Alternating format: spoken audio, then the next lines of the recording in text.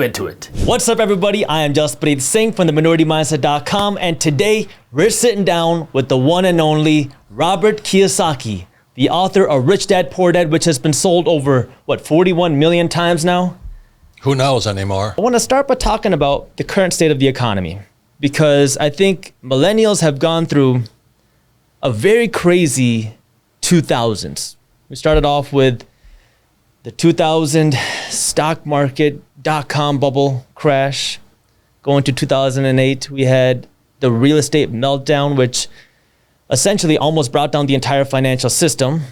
A once-in-a-lifetime crash. Then come 2020, we had another once-in-a-lifetime pandemic crash. And now it looks like a lot of experts are saying that the money printing and stimulus and other efforts by the government were able to get us out of this pandemic and recession. So I want to get your take on this.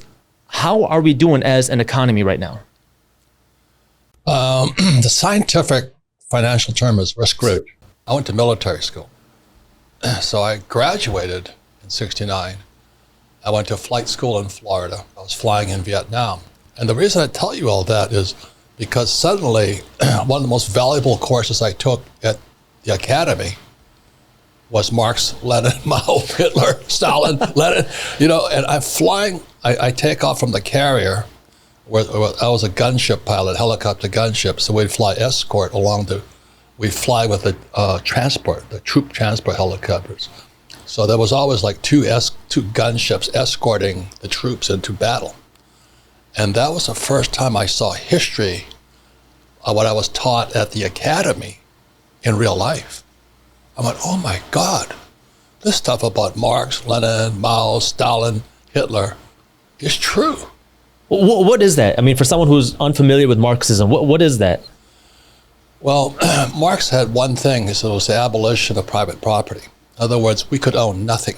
And as a capitalist, that kind of upsets me a bit, So they wanted to take all of our private property away, and it would then go to the state. And that's why when you study communism and Marxism, it's a centralized economy. It's called, in military terms, it's called command and control. I went to military school. So it's a command and control economy where the government tells you everything.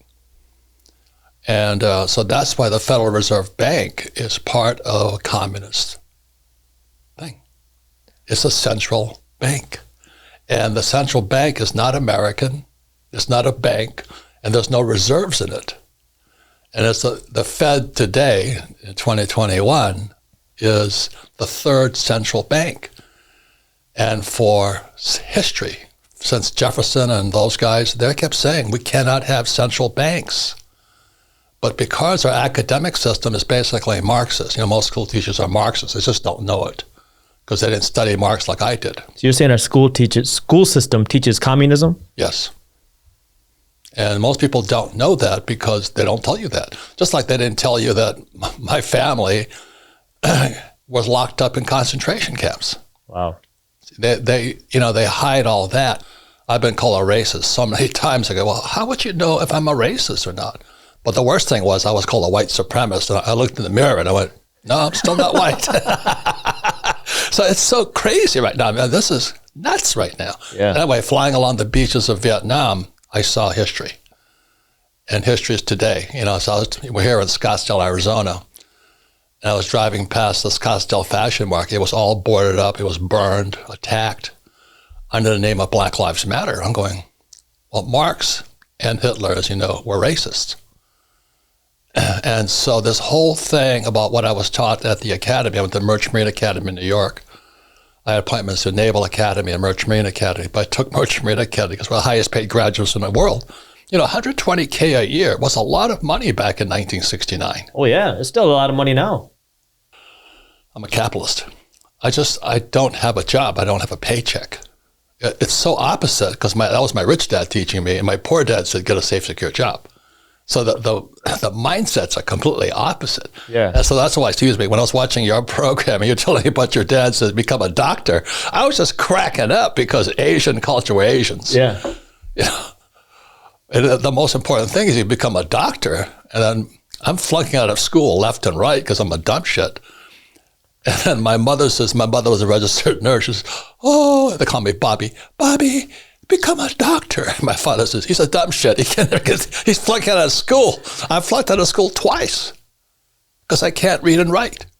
Now, ironically, my book is Rich Dad Poor Dad is number 20 in the world. You can't read and write, yet you're a best-selling author. Correct. It's not that I couldn't read or write. The teacher didn't like what I said. What I wrote, they forced me to read these stupid books. And I said, these are horrible books. These are horrible books. Why am I supposed F, F, F, F, F, F, F. So my chances of going to college are almost none. If you can't get into University of Hawaii, which University of Hawaii turned me down too. So here I'm like 16 years old, 17 years old. I'm a surfer, in Hawaii and all this stuff. And I'm going, so my poor dad, the PhD, poor, helpless, desperate, says to me, he says, I'm not going to pay for your college education. I said, well, I didn't expect you to. Because, that's, in the Asian family, that's what he's supposed to do. Mm-hmm. And I said, I don't want you to. I can get my way through school. So that's why I applied to a Naval Academy at Annapolis, and I applied to Kings Point at Kings Point, New York, because I really did want to go to sea. The only A subject I ever got was in wood shop. I built a boat. Other kids were building salad bowls for mommy and daddy.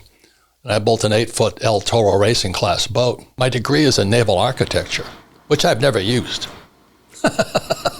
That's crazy. So, if we jump into the school system, exactly what you're saying. My parents were immigrants, came to this country with next to nothing. My dad came to this country with $100 or less than $100. Didn't know the culture, didn't know the people, didn't know how things worked, but he bust his butt. And for him, my parents, the whole American dream was work hard, become successful.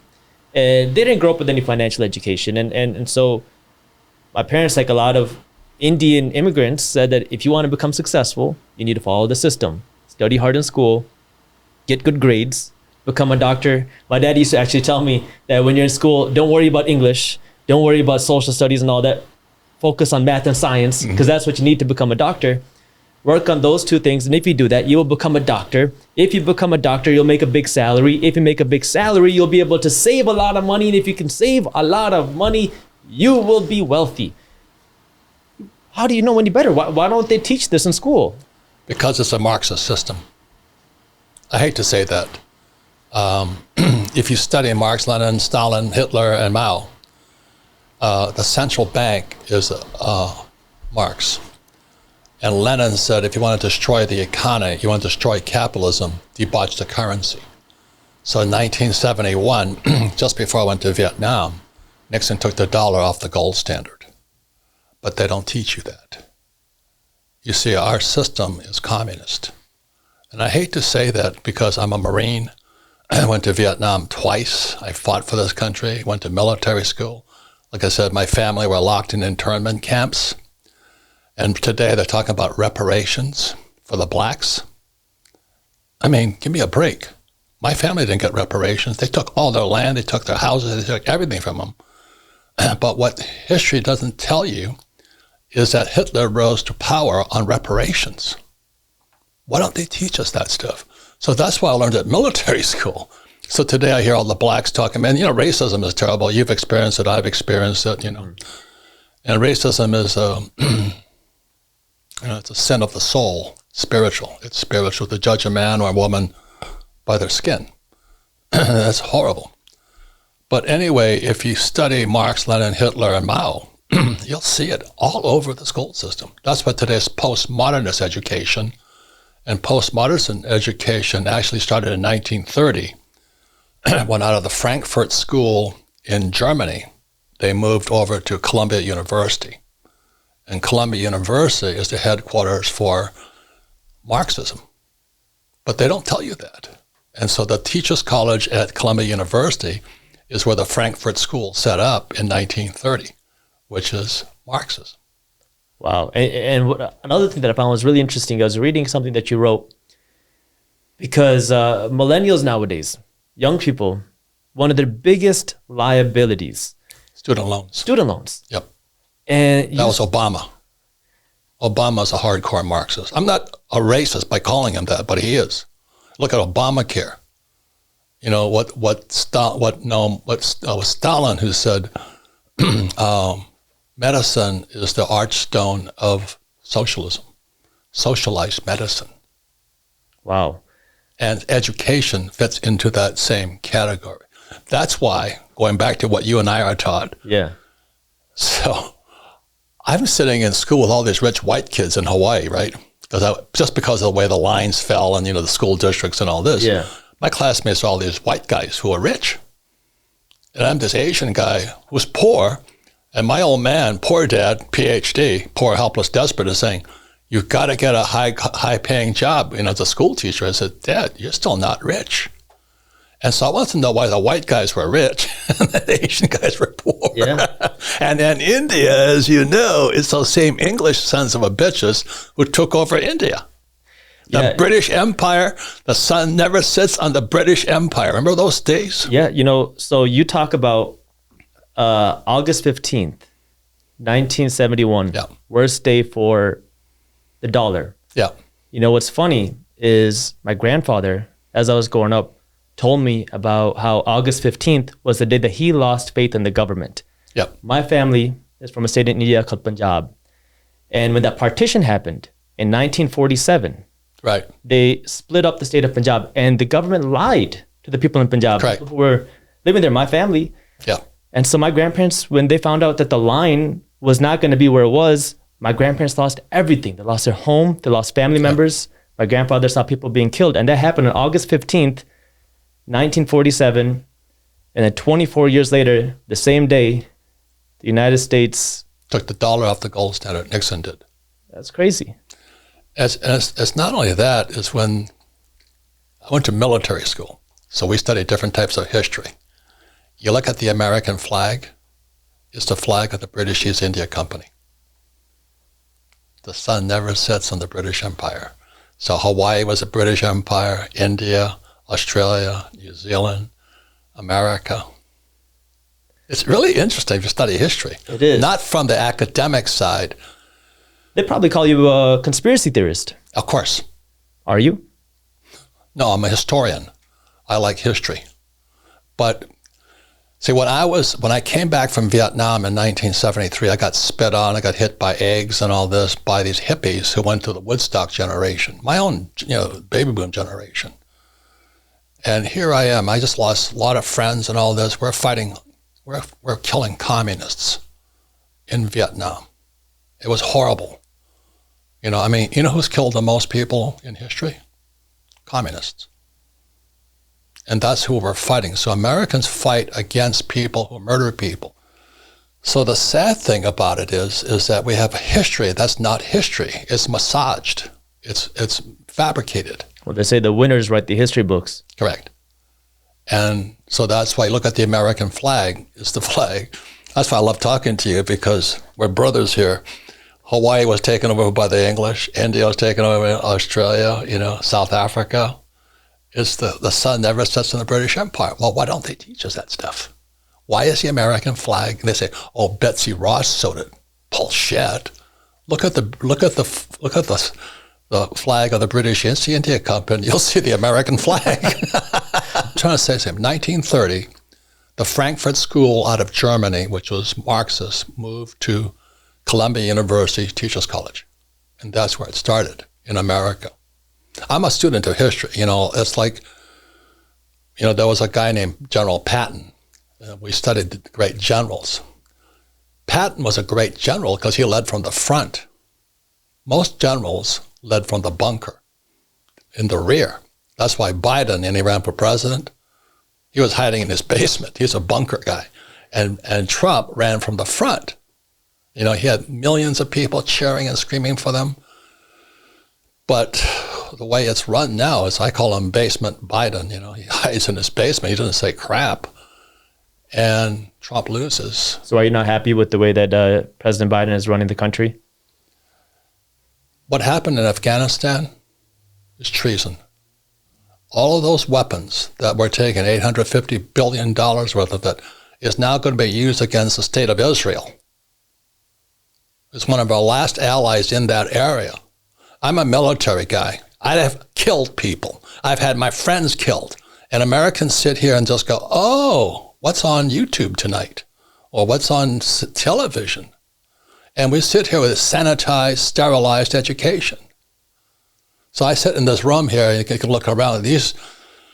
I call this a fishbowl, but these are my heroes here, the people that stood up.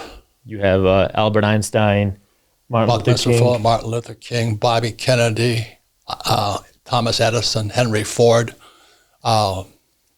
Nez Perce, Chief Joseph, the Nez Perce Indians. These guys stood up.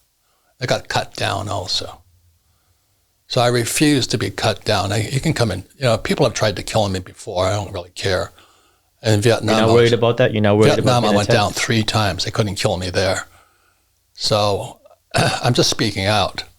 And this is the time now. Because I think some people, about probably 2 out of 10, 20%, realize that something's wrong in America. And I'm a student of Karl Marx, 1848. He and Engels wrote a book called The Communist Manifesto. The last line in the Communist Manifesto is the abolition of property. No private property. Everything is owned by the state. And the way they get you through that is by inflation and taxation. They're both taxes. So Biden just raised the taxes on doctors, I think 20%. I think that's kind of funny.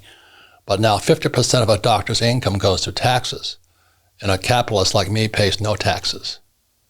Trump pays no taxes.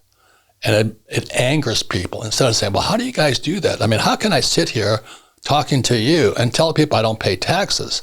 How come I'm not taken off to jail? Yeah, aren't you a greedy, rich, horrible human being for not paying taxes? I like my money. I don't want those communists in Washington, D.C. to take my money. I don't like them taking my money.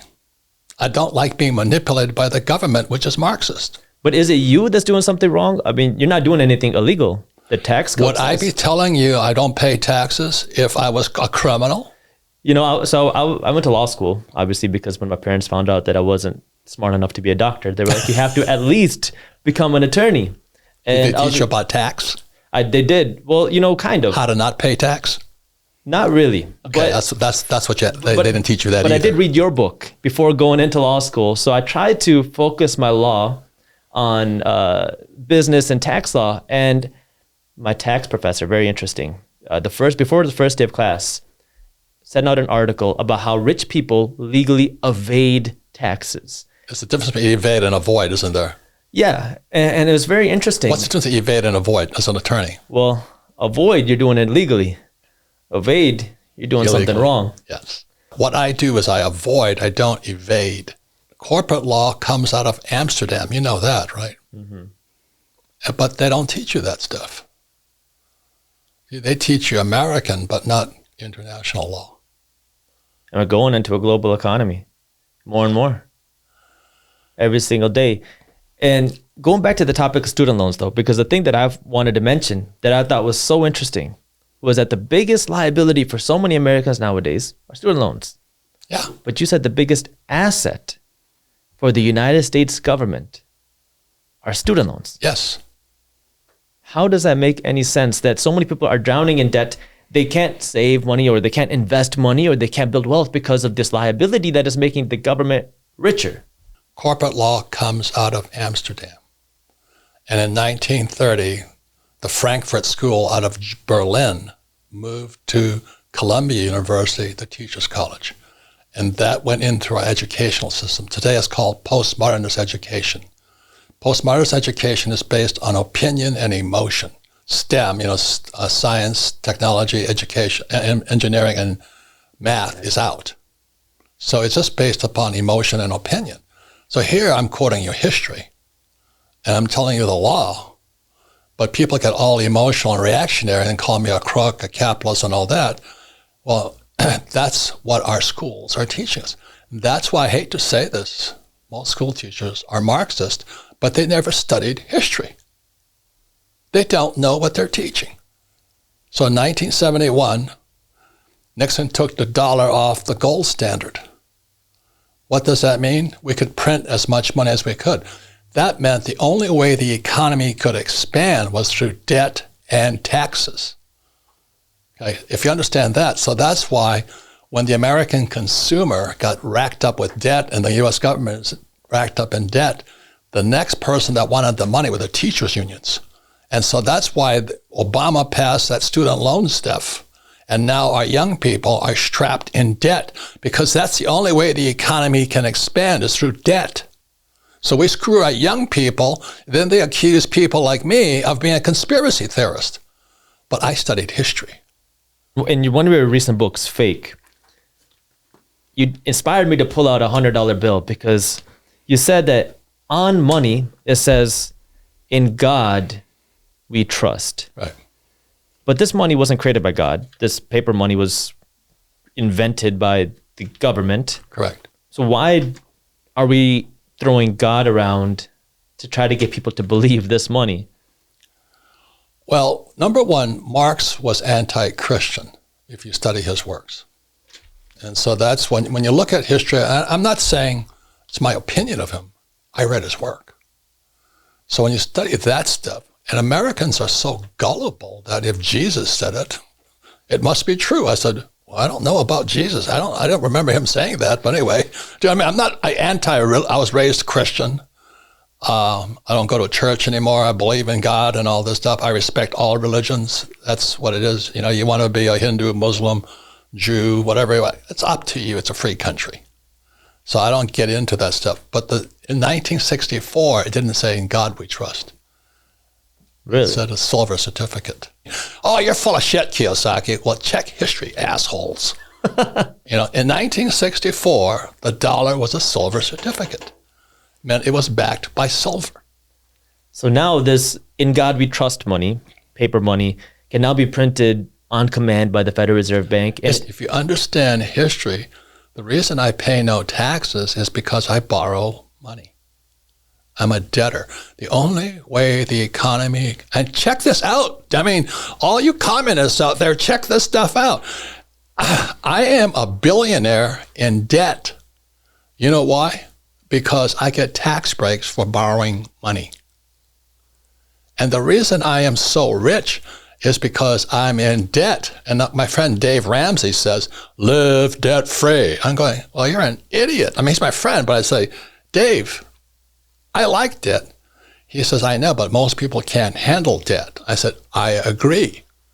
But that's why there's no financial education in schools, because if you knew how to handle debt, you wouldn't save that crappy dollar you have in your hand. I'd rather borrow the money tax-free. And then do what with it? Huh? And then do what with it? I have to invest it to make more money. Everybody thinks it's real estate, stocks. You know, when I talk to most idiots out there, they go, oh, I have a 401k. I go, well, you've been sold a bill of goods, sweetheart. The government sponsors this 401k. I said, no, the Federal Reserve and Wall Street sponsors it. If you study history, in 1974, there was an act called the ERISA Act, Employee Retirement Income Security Act. That led to a thing called the 401k. And that was in 1974, just after Nixon took the dollar off the gold standard, and then the economy could boom through the stock market. So do I own any stocks? No, because I'm not a communist. I am a capitalist. I don't have to buy stocks. I invent my own. That's what capitalists do. So you create value. Yes. But are you worried then about innovation and how that could potentially affect things? I borrow money. The more money I borrow, the less tax I pay. So what happens? So let's say I own a commercial building and I buy it for $1 million. It goes up to $10 million. Most guys would sell it. The moment you sell, let's say a basis of 1 million to a basis of 10, I have a $9 million capital gains. So instead of selling it and flipping it like those flippers do, I don't flip, I don't sell. See, the moment you sell, as you know, as an attorney, you've now executed a capital event, a taxable event. So what I do is, let's say I buy a property for $1 million, it goes to $10 million. I'll borrow out 5 tax-free. And they go out and buy some more. You keep doing it again Thank you, and Jesus. You're an attorney. You're pretty good. Well, I don't practice as an attorney, but I do have the attorney name behind mine. It helps. I know it does help. Like exactly as I said, people are afraid of attorneys because they don't know the law. But what's going to happen to our economy then? Because we're screwed. we've seen this happen, and you talk about this in civilizations from the Roman Empire to Venezuela to the Weimar Republic. Anytime someone starts debasing the value of their money with something fake, how does that affect? I mean, what's in our future? I'm just reporting what I know. In 1965, I left Hawaii. I was a surfer kid. I have F's all over my things. But the only reason they accepted me to the academies was because I played football. That's pretty good. What position did you play? Fat boy. Tackle. Tackle? Yeah. So then what? So now you're saying that our economy's screwed. But I'm studying. I'm at the academy. And military education is different than snowflake education, going to the University of Hawaii, which is hula girls and flower lays and all that garbage, and taught by communists. So I'm in military school, and my instructor is a B-17 pilot who got shot down twice in Germany. So he's my father's generation. And I started asking him, said, what's it like to get shot down? He says, well, you don't need to drink coffee for a couple of weeks. And he had to escape and evade, and he was never captured. He says, boy, I tell you, I think at one time he was a month, he was shot down almost over Germany because the P-51 Mustang, until there was a P-51, I'm a pilot. So the B-17 had long range, but our fighter aircraft couldn't escort them. So as soon as the fighter aircraft dropped off, the Messerschmitts and the Focke-Wulfs jumped them. And that's where the B-17 pilots were shot down left and right. If you said I'm a B-17 pilot, I said, I hope you have life insurance. Those guys were so brave. They're like the firefighters who went up the towers of 9/11. Those 343 died. They walked knowing they probably weren't coming back. Yeah. And most cowards don't understand that behavior. That's what angers me. So when I came back from Vietnam after going down 3 times, then I get spit on, hit by eggs by these hippies who now run our school systems and Hollywood and sports and all this. I got a little upset. You almost risked your life. You did risk your life. You almost lost your life. Not only that, I had to kill people. But people don't know that Mao killed, I think, 110 million people. How many people did, I think, Hitler killed 44 million people, 6 million Jews and a bunch of Slavs and all this. Stalin was one of the biggest murderers of all. But they don't report that in school.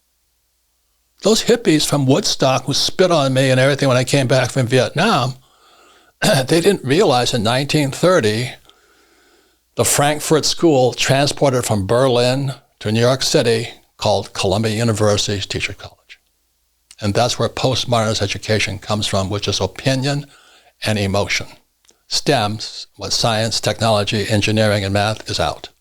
So what does somebody do now if you're 30 years old, 25 years old, 35 years old, and you hear about the money being printed like this? How do you now build wealth then? How do you, if our economy has not such a bright future, what do you do?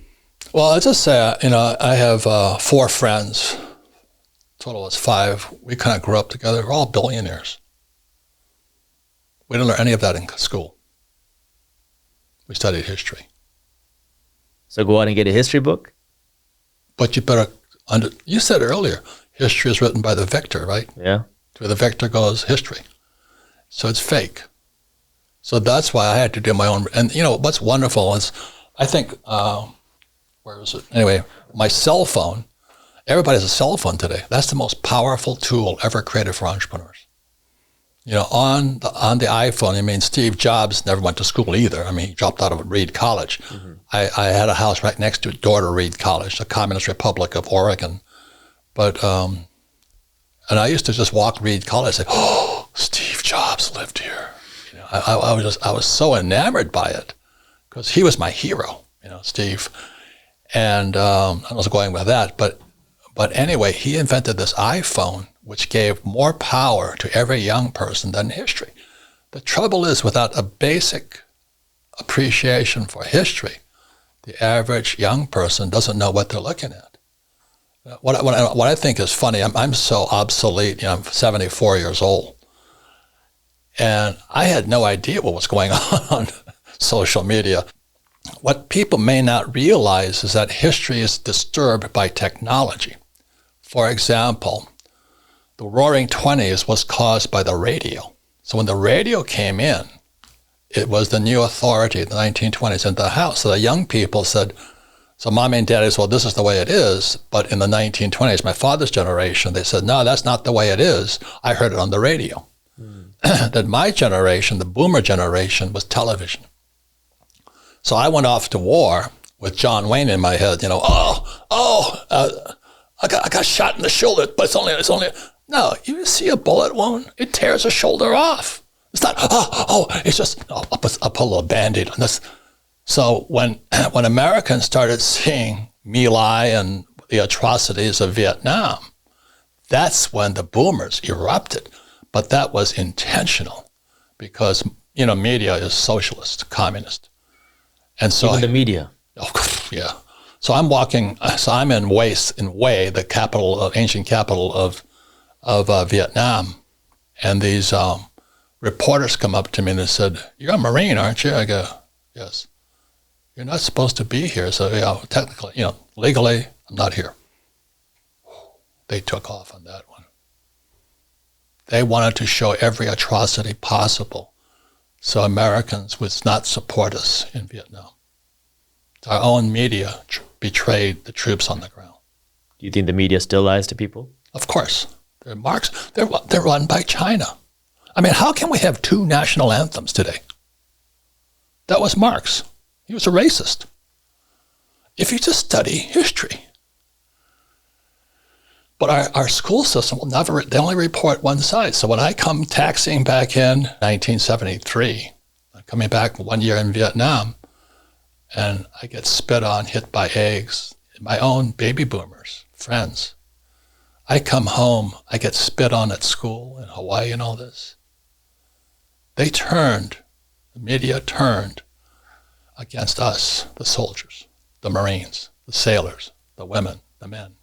It was horrible. I was going for my MBA at the University of Hawaii. I only lasted like 6 months. Wow. I couldn't take the fact that I was always criticized in class. What are you doing here? You're a baby killer. I'm going, Jesus. So our own media turned my generation, a boomer generation, against the soldiers. These guys fighting for capitalism. And they don't understand that socialists killed the most people in history. We just went to defend it. It's the same as on 9/11, I was landing in Rome, Italy, and I couldn't believe what was happening. So I see the towers burning and all this. The next day, I'm in Istanbul speaking to Muslims. And I stood up there and I went, I hate to say this, but I do not understand the Muslim religion. And I think that's the problem. We don't understand each other. Lack of education. Correct. And that goes across. But I want to tell you what we're taught is the Muslims believe in killing. They don't believe in the 10 Commandments, thou shalt not kill, which is Jewish. You don't think they're a peaceful religion? That's not my experience. That's what we're taught. They're radicalized. There's radicalized Christians, as you know, too. They're just as goofy as ever. If you're radicalized, you're radicalized. I mean, I don't care what you are. Some people are Packers fans and some people are Patriots fans are radicalized. They're nuts. Yeah. They're nuts. Yeah. So I'm standing in front of like 500 Muslims, and I have no idea what Muslims are. And they're good people. It's just the radicals. So I realized what I was taught about radicalized Islam was inaccurate. And so that's why that's why I speak and I say what we do. We need to find more respect, is the word, not radical. More respect for other people's religions, beliefs.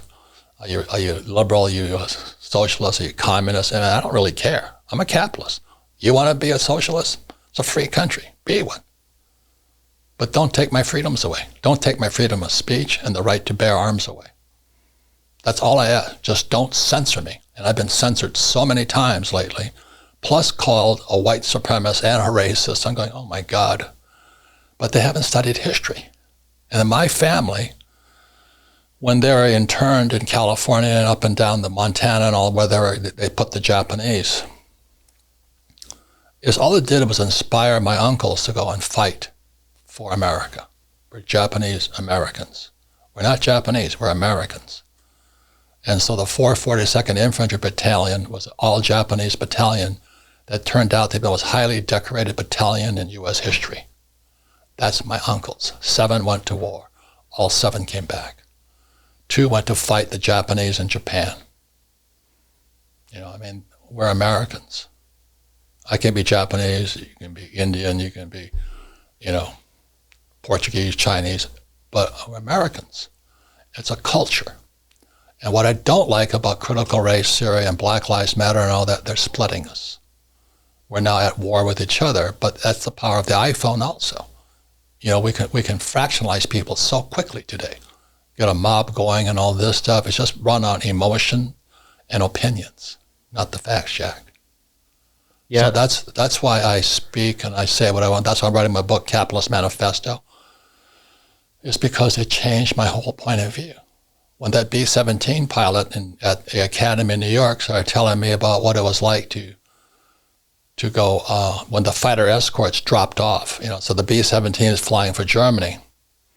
And then finally, until they had the P-51 Mustang, the fighter escorts had to drop off, and the Luftwaffe jumped them. I said, how'd you guys keep going? I said, we just kept going. I think you're spot on, with the lack of education, understanding of one another. I think a lot of people feel left out.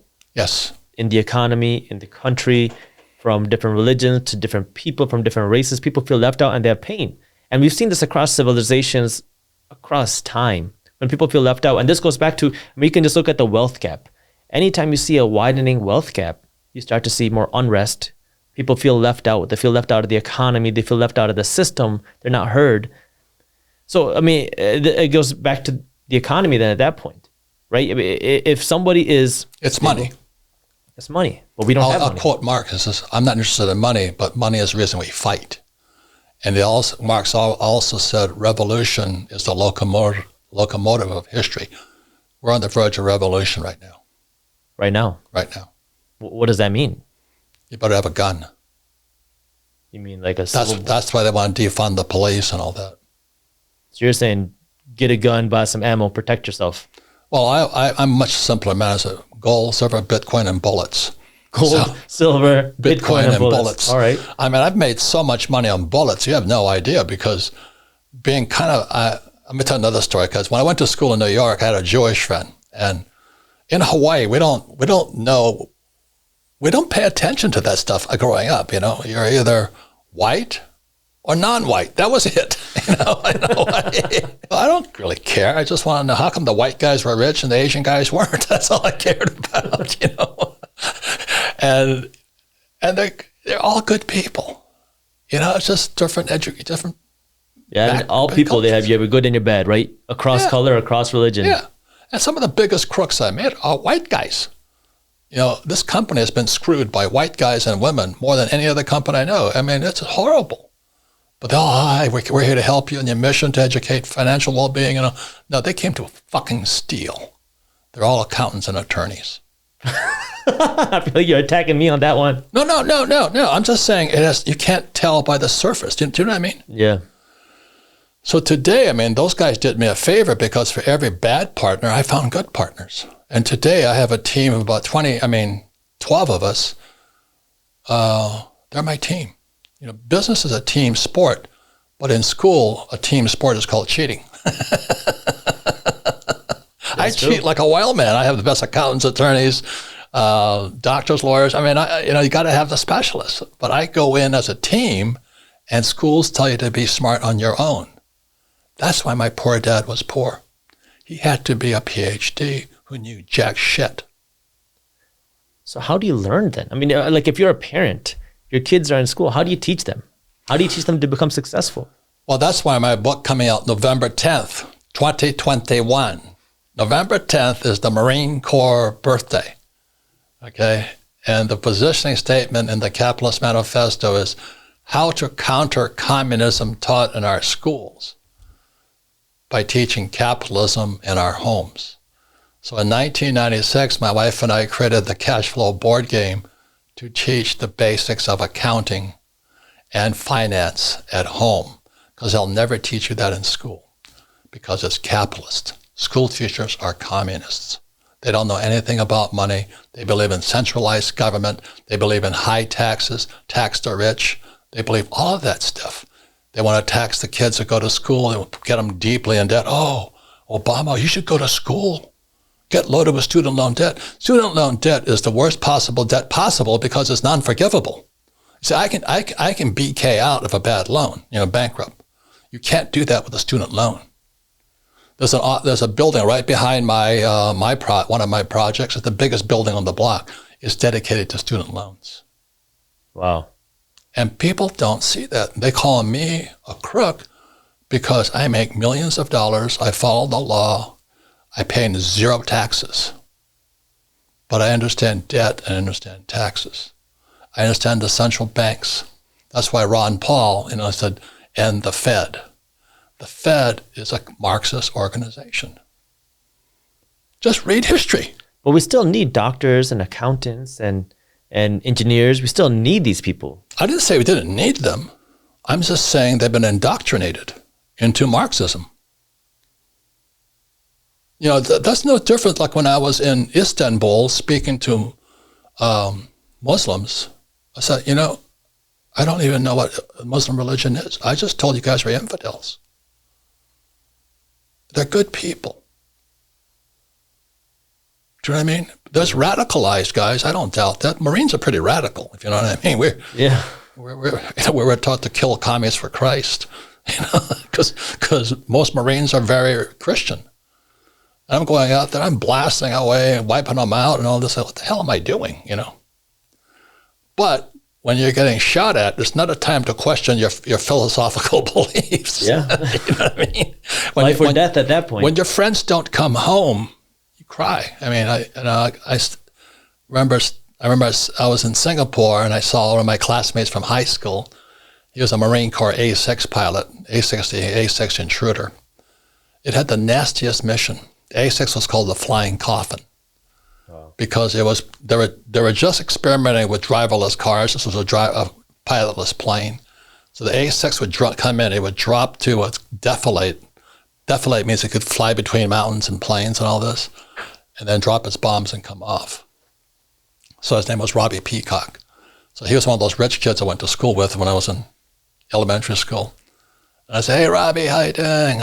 I'll see you back in Hawaii." He goes, "I'll see you there, man." And he went to Dartmouth. He was a brilliant kid. Next day he was dead. Never came back. They never found him. That's horrible. Another friend that was shot down, same A-6, they never found him. And the other friend was an F-4 pilot, and he spent the war at the Hanoi Hilton. The pain in my heart is strong because these are my friends.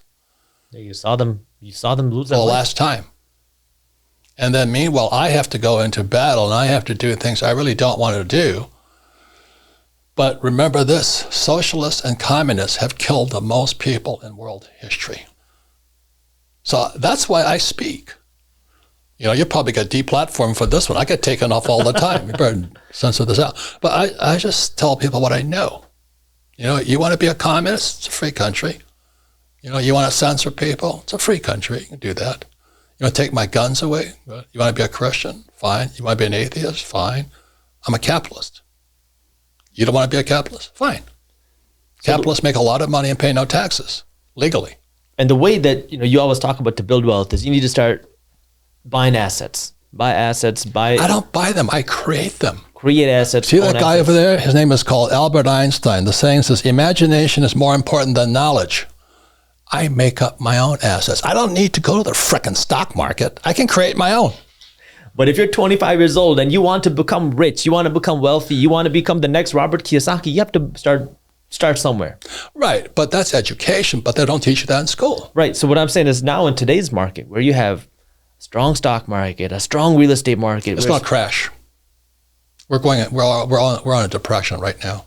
A recession is 2 quarters of declining growth. Right. But a depression is suboptimal growth. So you could have, let's say that your GDP should be 4%, but you're operating at 2%. That's a depression. People don't know history. Is that what happened on September 17th, 2019? There was a crash in the repo market. The average person has no idea what the repo market was. That what happened in 2021, so they pumped up. So the last time there was a crash in the repo market was 2008. So I'm sitting here in 2019, September 17th. It's like, my God, the repo market crashed. And then a few months later, COVID appears.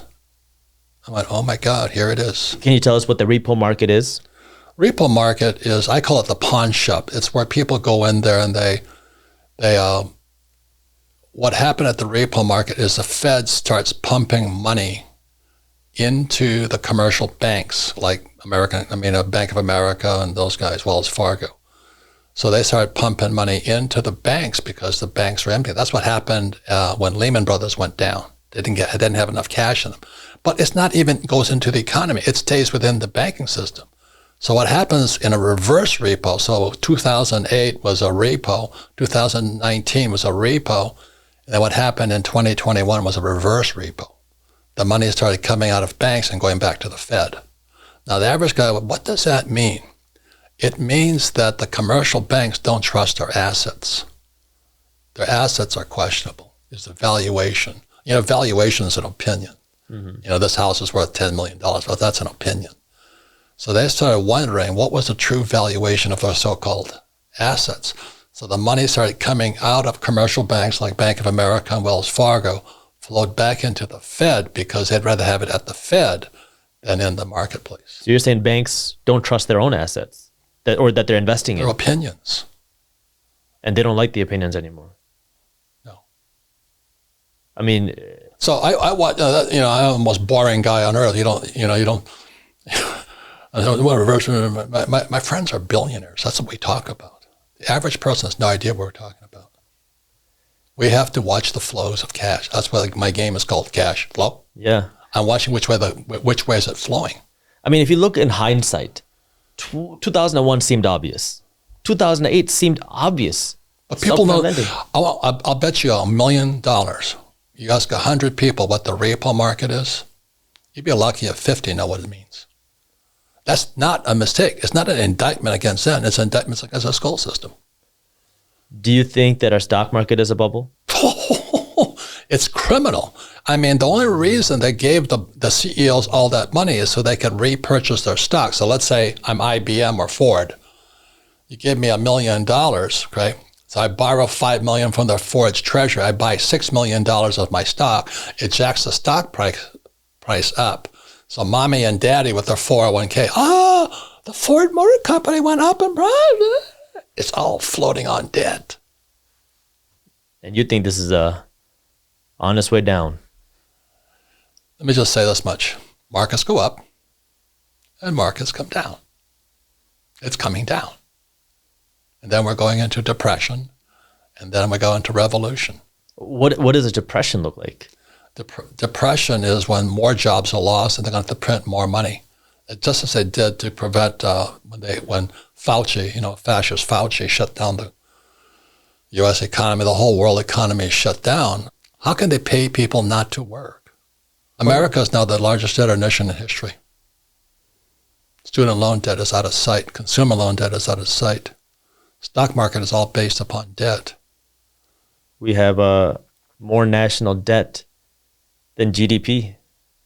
I don't know the exact numbers, but I think we're pushing the debt to GDP ratio. Okay, with a debt to GDP, it's really simple. When a debt to GDP hits 90%, so we have 90% debt to GDP. That's pretty optimal. That means every dollar you borrow, when it's 90%, the economy grows by 10%. So it's a 10-to-1, a 10% ratio. Today, the debt to GDP ratio is 140% to 1. They cannot add any more money to it. It's not going to grow. That's what it means. So it's like a guy who has a house that's he kept refinancing his house and he loses his job. He can't borrow anymore. So that's what happens when the debt to GDP went past 90 to 1, 90% debt to GDP. Today it's 140%. We're bankrupt. How long? But the average guy has no clue what I just said to you. How much time do we have left? We're already finished. Gold, silver, Bitcoin, bullets. So let's talk about Bitcoin, because this is where a lot of young people are pouring their money into. And then you have people like Michael Burry, who shorted the housing market before the 2008 crash, calling Bitcoin the biggest bubble of them all. Says that if you don't understand debt, you don't understand Bitcoin. Is that a safe place to keep your money then? No. Only reason I buy Bitcoin is I don't trust my government. I don't trust the Federal Reserve Bank. I don't trust the Treasury. I don't trust basement Biden, and I don't trust the stock market. Now, if you trust all four of them, have a good life. I have gold, silver, Bitcoin. So Bitcoin is a bet against the government. I'll say this one more time. If you study Marx, a central bank is essential to communism. That's the Fed. It's the third central bank we've had. It came into existence in 1913. In 1913, the Fed was created, so was the tax department in 1913. Oh, coincidence. The average guy has no idea that happened. The other thing about Bitcoin is my basis is $7,000. Meaning you were buying Bitcoin at $7,000. Yeah. So always remember, your profit is made when you buy, not when you sell. So do I recommend people buy? I think Bitcoin's around 40,000 today as we talk. Would I recommend it at 40? No. But at 6, I would. So you just wait for it to crash? Of course. Buy low, sell high. But I never sell. I borrow out. You see, if I'm trying to think tax law. English common law, and Amsterdam was corporate law. So what happens is, let me give the same example. I buy Bitcoin or a property at $1 million, property on the sand. It goes up to 10. I'll borrow it at 5. That fell $5 million. I still have the property. I haven't sold it. I have no taxable event because I didn't sell it. So that $5 million is tax-free because it's debt. You see, debt is the key. And guys, oh, I live debt-free. I mean, you're a stupid monkey. That's what it means. You've just been a puppet on a string taught by school teachers and financial planners and all these guys who know nothing about money. This is one of the things when I first read your book, Rich Dad, Poor Dad. I mean, I grew up as a horrible student in English. English was my second language. My dad always told me, don't worry too much about English. Just focus on math and science. You can become a doctor. So I was never good at English. I never read a book. And when I was in high school, my dad gave me this book called Rich Dad, Poor Dad. I'm like, you're telling me to read a book? Anyways, we're on a flight to India, and this is before they had TVs in the planes, and I brought the book with me along with my biology textbook and some other stuff. I got bored of studying, so then I picked up this book. Let me try this.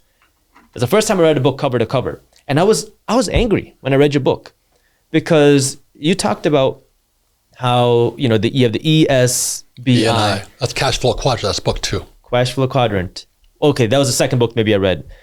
But you were talking about how doctors pay the highest taxes. And like the dream for so many immigrant, especially Indian households, is go become a doctor, and become a doctor where you can start your own practice. S quadrant. Become your own boss and pay half of your money, if not more, in taxes. 60%. 60% in taxes. If you're a doctor or a lawyer, you make $1 million, $600K goes to the government. You could spend the same amount of time. It takes 10 years to become a doctor. If you take 10 years and you work that hard to learn money, real estate, investing, you can make the same amount of money, if not more, and keep all of it. Of course. I use debt. Remember, 1913, the Federal Reserve Bank, the third Federal Reserve Bank was created of America. The tax department was created in 1913 also. You get the picture yet. And taxes come out of corporate law of Amsterdam because it was shipping. And English common law is English. Why don't more people, this is the thing that really I don't understand is why don't people do something about that? Because, your book is public. People read this and they're like, wow, this is crazy. But then they continue to get angry at people like you. Is something wrong in the system? Do people not have the ability to go out and do it? Or what is it? It's not easy. You know what I mean? I wish I could say, if it was easy, I'd tell everybody it was easy. hopefully that more and more people will get the message. You know, we need doctors, you know that. We need less attorneys, you know that. That's true. You know, they're ambulance chasers now, and I got to watch out for those guys. Yeah. So, I mean, okay, I really want to get back to this question, because now I think we have, our audience is a lot of millennials, 25 to 40-year-old people who are really on their journey to become wealth. Many of them are working jobs. This is their way of providing for their families. A lot of people, you know, they're not meant to be entrepreneurs, or they don't have it in it to them to run their own business, or they don't have the risk appetite to do that. So should they stop investing in their 401k? Should they stop putting money in the stock market? Should they take all their money and buy gold? What do they do? I don't give financial advice, because that gets me in more trouble. I just tell people what I do. I own gold mines that I took public. So, oh, you have stocks. I said, yeah, they're my stocks, idiot. I own silver mines. I don't trust frickin' Chinese. I mean, because my gold mine in China, they took $1 billion gold mine. I was a billionaire for about a year. And the Chinese said, oh, thank you very much. But that's why I know about the Uyghurs and all this stuff, that they have the Belt and One Road project. You know, my friends in Hong Kong, they think that COVID came about because they wanted to find a way to stop the Hong Kong riots. Really? I mean, those are all opinions, but I can't really prove all that stuff. I just would rather have the gold than the gold mine now. You know, and I've owned silver mines in Argentina. I made fortunes off of that stuff. But it's my stock. I take companies public. I don't buy stocks. Now, that takes education that you don't get in school. But my best thing, I say to young people, is this: you have the most powerful tool ever created for an entrepreneur.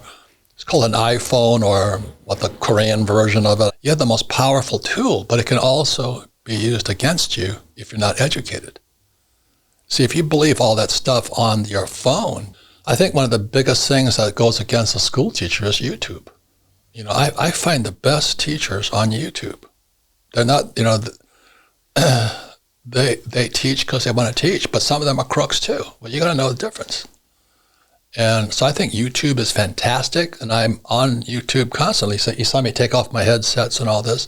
I go to sleep with YouTube on, but I choose my teachers wisely. So who are some good teachers people can watch? I listen to guys who hate each other. This may sound strange, but Peter Schiff hates Bitcoin. He's a good friend of mine. He's a gold guy. Then I listen to Michael Saylor and all these other guys who are Bitcoin guys. And so I just listen to the 2 points of view, because in between there is something I can take away. Mm-hmm. But I don't listen to just one side. That's why I said when I was in 9/11 or 9/13, I was in Istanbul talking to Muslims. I said, I want to find out about your religion. Because I was told what I was told as a Marine. Mm-hmm. You know, the Crusades and other infidels and all this crap that we're taught as Marines also. And I said, you guys are good people. They're good people. As you learn more and more about people, you learn more to respect others, right? Because you learn more about their culture. You learn more about their thought process. Well, I'll tell you what, the reason I checked you out, I said, you got to have a lot of balls to wear that turban. You know, you don't find me walking around in a kimono, do you? Yeah. It makes you tougher, you know? It is harder. Your faith has to be strong. If you get bullied your whole life, people call you names your whole life. Yeah, makes you stronger. You stop caring what people think and you do what you think is right. Good for you. That's why I listen to you. I want you to know that. I mean, I go, man, I don't know if you know, but there was a sheik or something right after 9/11. They murdered him here in Phoenix. Yeah, sick. Yeah, Balbir Singh Sodhi was the first Sikh killed after the 9/11 attacks. Yeah, and people, when they go nuts, you know, which we did in Vietnam, we did things you're not supposed to do. But when you say your friend's dying, you change. And until you see that, or until you walk a mile in my shoes, you know what it's like. So you're just talking from experience, things that you've seen. Correct. Things that you've wished you would have known, things that you have, you know, seen along the way that is just. But you can't know, you know, you don't know much when you're young, you know. I mean, I meet young people today, I can't believe how stupid they are. But then when I look back upon my own record, I make them look intelligent. You know, I was so stupid. Well, yeah, I mean, you had your rich dad, and that you kind of look up to. And that's why I understand. That's why when I talk about YouTube, I listen to both sides. There are hardcore communist school teachers on YouTube. It takes, I don't know what to say. I listen to these guys, I want to choke them. They're school teachers teaching communism. I mean, not Marxism, communism in our schools. This guy even looks like Marx. I'm going, holy, it takes, so I think he had an hour talk. It took every ounce of courage in my body to listen to that guy. But I didn't learn much from him. I just said I hated him. But then I listen to guys like Jordan Peterson and all that who are more in my channel, my wavelength. Yeah. But the reason I say to young people, you're given the most powerful tool ever given to any generation. It's called that iPhone. Everybody want to call it. But you have to be careful how you use it. Be careful who you listen to. And that's all there is. I mean, you can use it to get really rich, or you can use it to get really stupid. I mean, I think it's harder for millennials now to build wealth or kind of have any sort of financial freedom than previous generations. Correct me if I'm wrong, because previous generations, you had Social Security, you had pensions, you had all these things that other people would come and spoon feed you in retirement, versus now millennials are told, hey, if you want to retire wealthy, you just invest in a 401k. And so, I mean, a lot of people are working towards a quote unquote retirement. Now, whether that's right or wrong, it's at the end of the day, everyone's working towards some sort of financial freedom. Yeah, but the point here is freedom means you have freedom of choice. And if you think freedom is a 401k, then I'll pray for you tonight. Because I know the history of it. 1974, the ERISA Act was passed. ERISA, Employee Retirement Income Security Act, which morphed into the 401k, which morphed into the IRA. I don't know if you know this, but in 1970, up until 1974, it was illegal for Americans to own gold. Really? Yeah, they don't teach you that in school. And you were buying gold then, weren't you, behind enemy lines, or trying to? I smuggled it in. I smuggled a South African gold Kruger in. I still have that Kruger in. I paid $50 for it. Today it's worth $2,000. Wow. How did you smuggle it? Put it in my pocket. No, I mean, customs guys aren't the brightest. They're looking for drugs, not looking for gold. So should more and more young people be going out and buying gold then as their retirement plan? No, I save gold. I don't save dollars. I borrow dollars. I'm completely fucked up. I'm a capitalist. That's why you want to listen to Dave Ramsey, who's a good friend of mine. Live debt free. I go, why are my friends all billionaires and they're deeply in debt? Think about that. But you got to be very smart to borrow $1 billion. I think a lot of young people would disagree. Young people who are drowning in student loan debt, who are trying to... Because they're stupid and get in debt. No, I'm not saying it's the college. You've been set up. Student loan debt is the worst. I wouldn't touch that crap like I wouldn't touch a 401k. Now, if you don't know the difference between a piece of dog shit and a 401k or a student loan, that's your problem. So the best cash flow, I mean, would you agree, is real estate? No, I don't even need real estate. I use debt. I'm just looking for an excuse for somebody to give me a loan. So you go out and borrow money, but then do what with it? I mean, what are you buying with it? I have to create money from the money. Look, when I found this gold mine in China, they gave it to me for free because it was just the transition when they were shifting to capitalism and any communist project that wasn't making money. So we were shopping in China. Everything was on sale. This is 1989 when the communist Berlin Wall fell and all that stuff was falling. So we found this gold mine in Dalian, China. They said, all you have to do is take it public, raise the capital. So we took it public on the Toronto Stock Exchange, the TSE. We did all the assays, we did all the hard work, today they're SPACs. IPOs are different than SPACs. Mm-hmm. It's all this goofy stuff going on today, which makes it you got to be twice as smart as a young person today.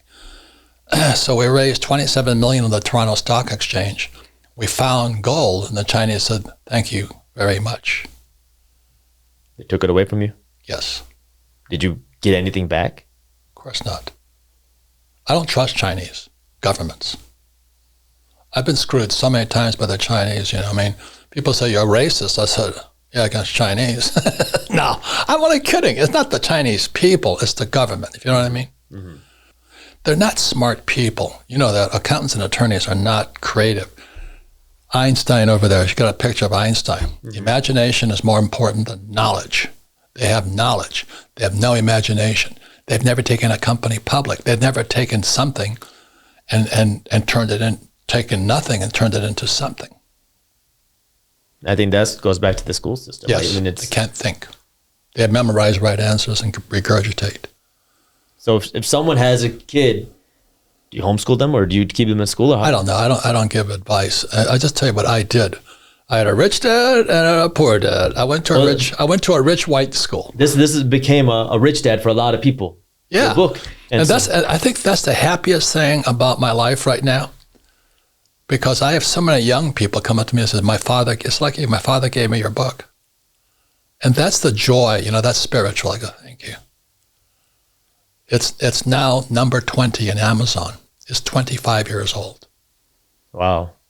How does that feel, inspiring so many millions of people? It touches my heart, And so that's why I'm accused of being a racist and all this stuff. I go, well, you don't know me, so say what you like.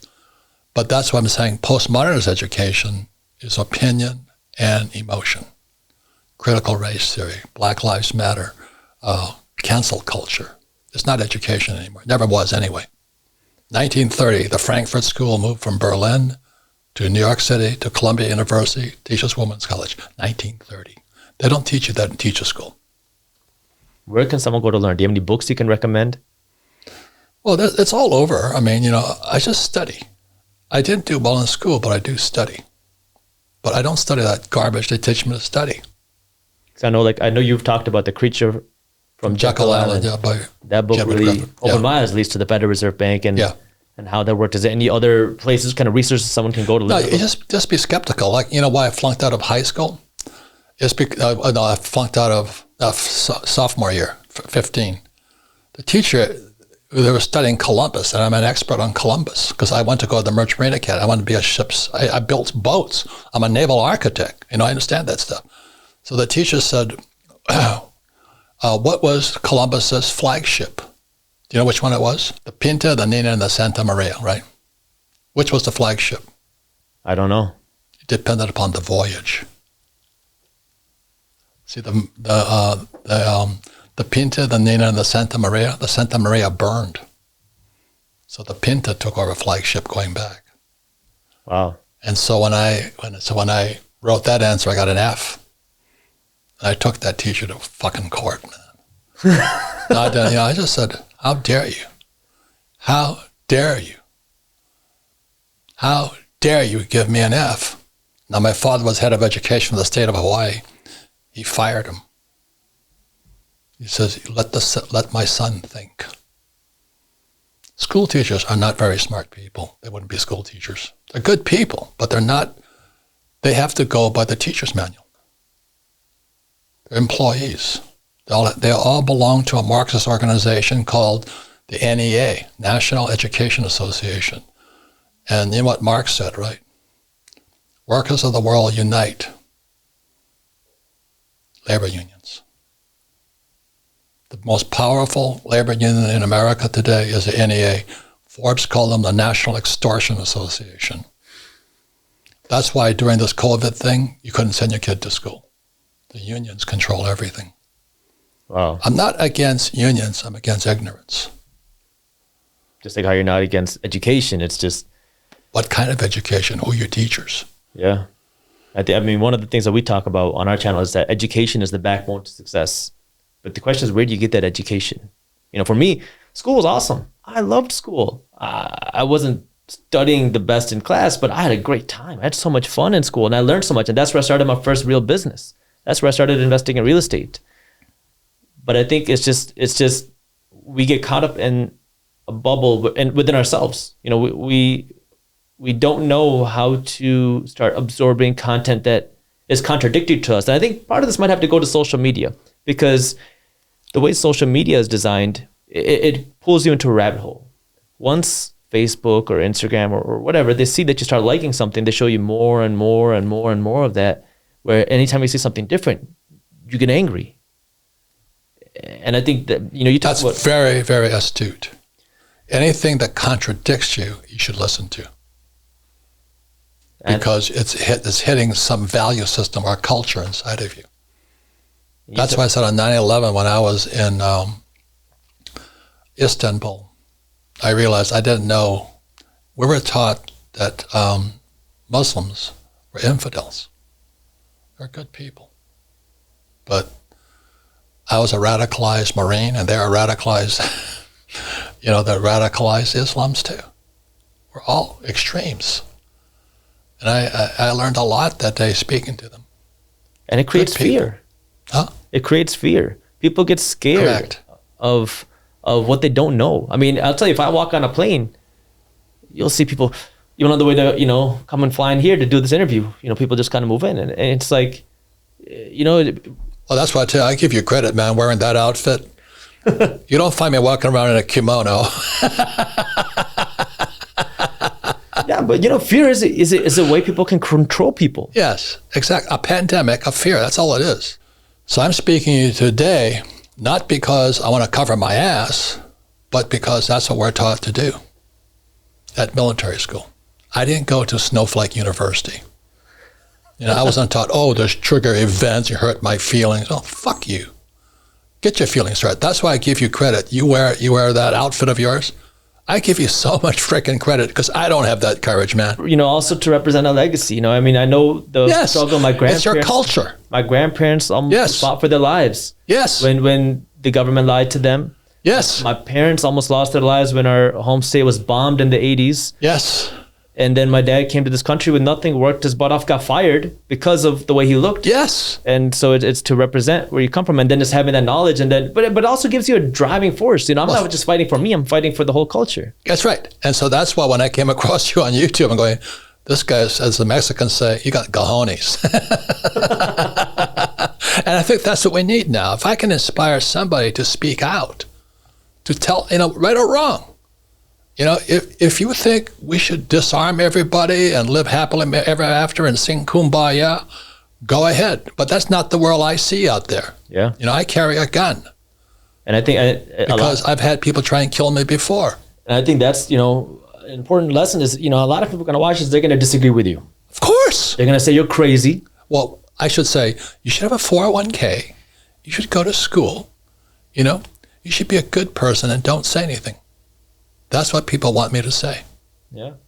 And people are going to say you're crazy, a conspiracy theorist, and a whole bunch of things. But I think they have to make their own decisions, right? What's right for you might not be right for somebody else, but they have to know what the different viewpoints are so they can make the best decision for themselves. Well, when I say what I say, you disagree with it, you find out who you are.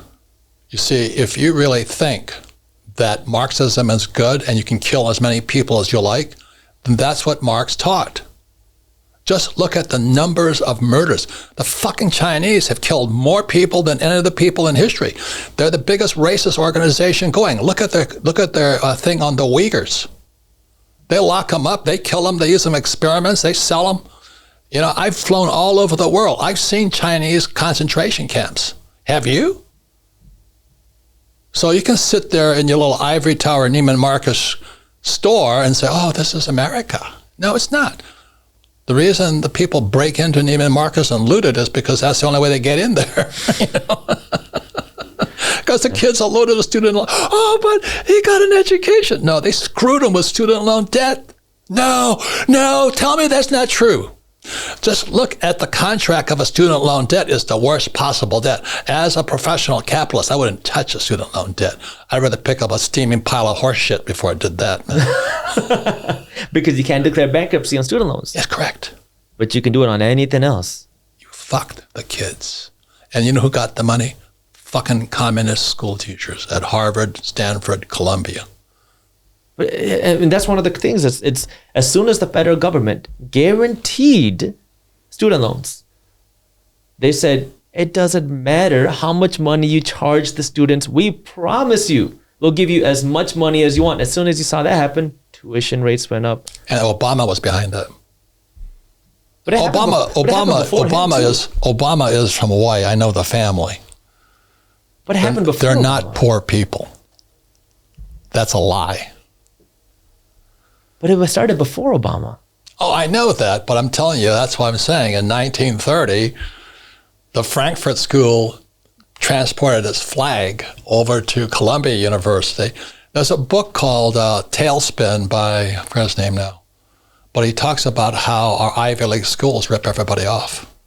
Stephen Brill, he's a Yale graduate. This is higher education from Ivy League schools, the worst people possible. But everybody, oh, he went to Harvard. Look at all the stupid frickin' Asians. They won't let him in because Asians are too smart. They're smarter than white guys. So they discriminated. I said, well, you should have brought me in. I brought the curve down. Have you been allowed to speak at schools anytime recently? No, I don't go to communist countries. Communist countries. Who was it that said, he says, if I knew where I was going to die, I wouldn't go there.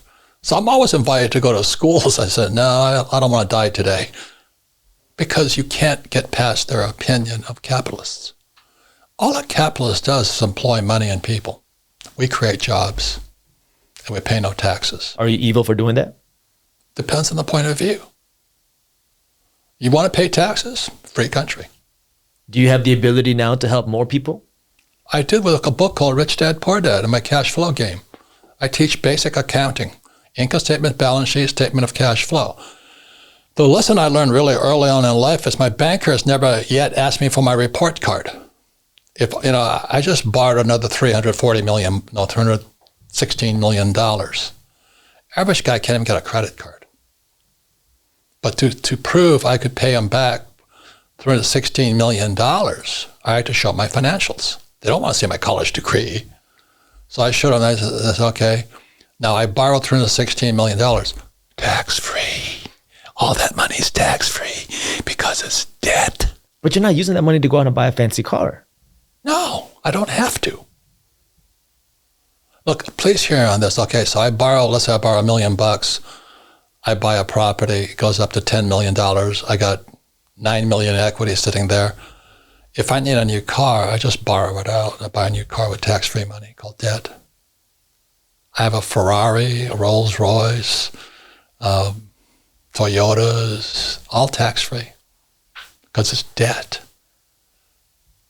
Well, if people want to learn more, they know where to start. Rich Dad, Poor Dad. You have a new book coming out called The Capitalist Manifesto. Any last words you want to leave with people on things they should know, things they should be aware of, things they should do? The reason we're in this world today is because people are so afraid of being triggered, having their feelings hurt. But that's postmodernist education, feelings and emotions. We don't dare question what our stupid school teachers tell us. They're not smart people. They're just people who are parrots. Polly wants a cracker, Polly wants a cracker. They parrot what they've been told to parrot. It takes courage to speak out and get torn down. Just like those 343 firemen who climbed the stairs. They climbed to their death. I had friends who flew to their death, knowing it. Wow. Well, thank you for your time, Mr. Kiyosaki. This was a very informative, exciting, and emotional driven. A lot of interesting, even I've read a lot of your books, and this was a lot to take in. So I encourage everyone watching this, watch it again, save this video. And if you want to learn more, you have Robert Kiyosaki on YouTube and all of your books, right? Correct. And YouTube's a great place, but get both points of view. I listened to that. I don't know his name. He was an hour too long for me, but my skin crawled listening to him. You haven't lived until you get to kill people.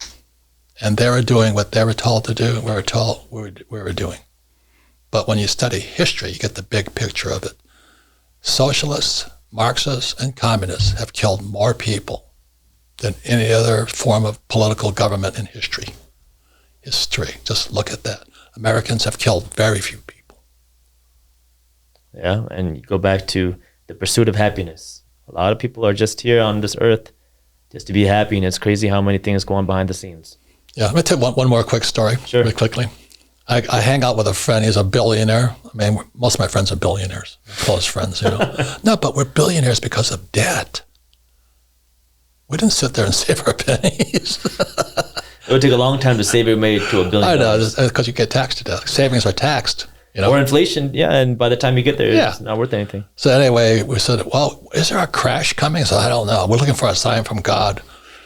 So right after they kind of lifted all the things on COVID, we walked into this restaurant right down the street here in Scottsdale, and everybody was dressed in evening gowns, you know. And he looked at me, and I looked at him and said, the crash is coming. I said, when you have all these old guys like me and their wives dressed in evening gowns, you know the end is near. Because they're out there celebrating, partying? We call it the evening gown theory of economics. Explain that. What do you mean by that? No. Just before every crash, people are the happiest. And then they get really depressed, and that's when the capitalists get rich because everything goes on sale. It's like Black Friday for investors. Correct. And so everything's opposite. There's always two sides, there's three sides to every coin, heads, tails, and the edge of the coin. And I stand on the edge. I said, well, it's boom and bust and all this. So, you know, when Bitcoin went down to 3,000, I said, well, if it goes to zero, you know, I said, no, it went to 6. And I started buying. It hit 7. I backed up the truck. At 9, I put it in. So they said, well, is Bitcoin going to crash? I said, I don't give a shit. Because your profit is made when you buy, and you make more money in a crash. And I use debt. So it's opposite of a 401k. So a crash is good for you. A crash is good for you. It depends on the person. You know, if Neiman Marcus was having a sale, everybody'd be in there. Neiman Markup, you know. If they raised all the prices, who would go shop there? Nobody. So, Unless you're giving a whole bunch of free money, right? But anyway, everything is opposite. There's always three sides to a coin, heads, tails, and the edge. And intelligence is found at the edge. And our trouble with opinion is you have to take a side. Okay? Appreciate it. Thank you. Thank you, Robert Kiyosaki. This was a wonderful interview. Thank you very much. I appreciate it. Keep up the good work. Thank you for watching. If you enjoyed this video, here's a video on how to build wealth that I think you'll love. And while you're at it, download our free guide on how to invest your money in the stock market. And as always, keep hustling. Here's the thing. Investing is the real secret to building wealth for regular people. It is not building the next Amazon. It is not finding the next hot stock before it pops.